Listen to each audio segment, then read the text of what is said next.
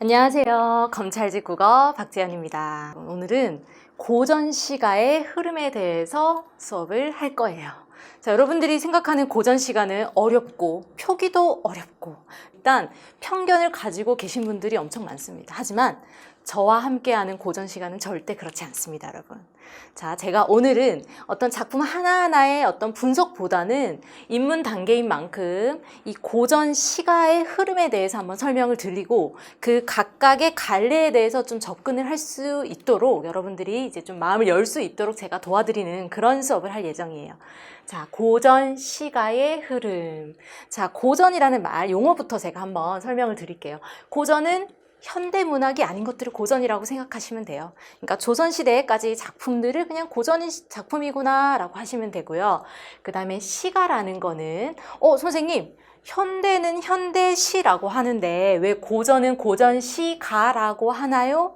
제가 질문합니다. 자, 그때 이 가라는 말에 좀 집중을 해보세요. 우리 가수, 가요, 저도 노래를 엄청 좋아하는데 이 가는 노래 가짜예요. 자, 여러분 여기에 힌트가 있습니다. 고전 시가는 이 노래의 성격이 아주 강한 작품들이에요. 자, 예전에 사람들이 불렀던 노래의 흐름을 본다고 생각하시면 됩니다. 어때요? 좀 마음이 가벼워지셨죠? 그러면 이 고전 시가는 우리가 지금 부르는, 우리가 지금 아주 유명하게 알려져 있는 K-팝이라고 생각하시면 돼요. 그러면 고전 시가의 흐름은 K-팝의 역사에 대해서 지금 저랑 공부를 하시는 겁니다. 아주 재밌는 시간이 될 거예요. 그래서 고전 시가의 흐름은 우리 노래의 역사적 변천, 그리고 그 안에 있는 갈래들을 배우는 것이다. 이렇게 자 접근을 하시면 되고요. 그러면 첫 번째, 우리 조상님들이 K-팝이 처음에는 어떤 노래들이 있었나? 고대 가요라는 갈래가 나와요. 여러분들 교재 35페이지를 보시면 됩니다. 자, 고대 가요는 상부 이전의 노래들까지 다 포함을 해서 한 2000년의 역사를 가지고 있는 그런 노래들을 지금 볼 거예요. 이 당시에는 여러분 노래가 단독으로 있지 않았어요. 노래가 단독적으로 어떤 작품이 시가라는 갈래가 따로 있던 게 아니라 썰 안에 있는 노래들이에요. 예를 들면 어떤 신화 안에 그 당시에 이렇게 노래 불렀다 하는 것들을 모아서 이것도 그 당시의 노래니까 우리가 고대 가요에 넣자라고 하는 거예요. 아시겠죠? 그리고 이러이러한 이야기들이 전해졌는데 그 이야기 안에 누가 이렇게 슬프게 노래를 불렀다. 그거를 모아서 우리는 고대 가요의 출발, 우리 고전 시가의 출발로 보는 겁니다. 프린트를 보면 이해가 될 거예요. 배경설화와 함께 전승. 자, 거기에 형광펜을 치세요.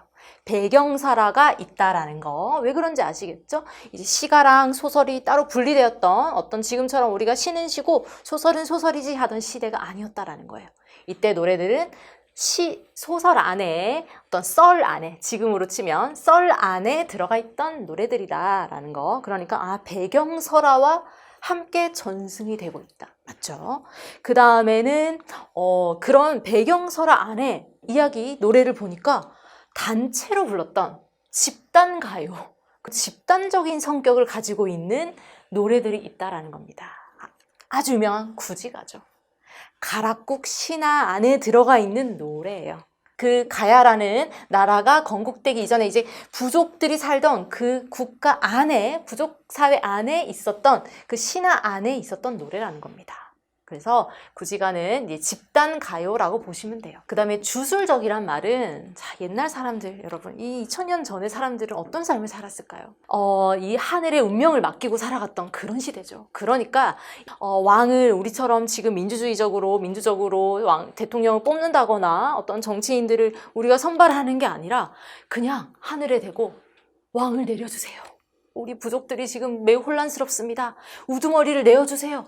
그런 소원을 비는, 그걸 바로 주술이라고 해요. 말로써 그러니까 이루어지게끔 영험한 힘을 가지고 있는 말들을 주술이라고 합니다. 그런 주술적인 분위기의 노래가 많다. 바로 이 구지가가 그래요. 그래서 거부가 머리를 내어라. 이때 머리는 뭔가 하늘에게 바라는, 지금 왕을 바라는 그런 내용이겠죠.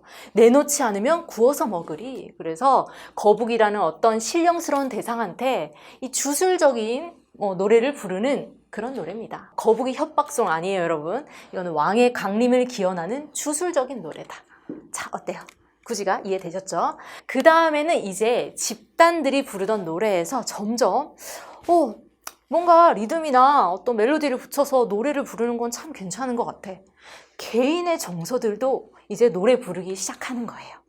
자, 물론 그 당시에 어떤 분위기를 정확하게 알 수 없지만 지금 남겨진 기록으로 봤을 때 우리가 기납적으로 추론을 했을 때 이런 집단적 노래에서 점차 개인적인 feel, 개인의 서정, 개인의 정서를 노래하는 그런 작품들이 나와요.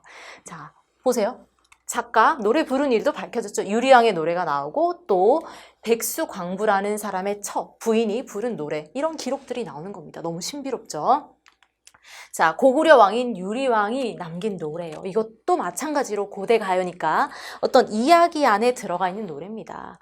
이 유리왕의 두 첩인 화이와 치이가, 이 왕이 이제 사냥을 나간 사이에 이 첩들이 다툴 수밖에 없죠. 어쩔 수 없는 거죠. 그래서 첩들이 막 다투다가 이 첩 한 명이 도망가 버리는 거예요. 도망가 버립니다. 치이가 도망가 버립니다. 그래서 왕이 딱 돌아왔는데 내가 아끼던 애첩이 이제 도망간 거예요. 그래서 잡으러 갑니다. 치이야 돌아와! 라고 해서 말을 타고 갔는데 돌아오지 않죠. 심하게 싸운 거죠. 자, 그래서 그 돌아오는 길에 나무를 봤는데 하필 그때 훨훨 나는 적개꼬리 암수서로 정다운데 외로울사 이내 몸은 네와 함께 돌아갈고, 이런 노래를 부르는 겁니다. 이 왕들도 외로움은 어쩔 수 없나 봐요. 왕들도 사람이니까.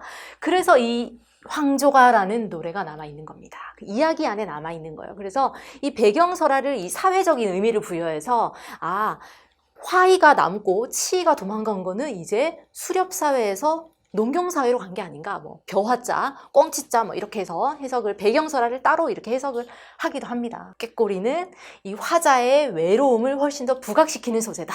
근데 이 출제 포인트는 그거죠. 꾀꼬리와 화자의 정서가 일치하나 일치하지 않는가? 아니죠. 외롭다라고 했으니까 꾀꼬리는 암수서로 정다우니까 화자의 외로움을 부각시키긴 하지만 화자의 상황과 정서랑은 상반되는, 그죠? 대조되는 대상이다. 이런 게 이제 출제 포인트입니다.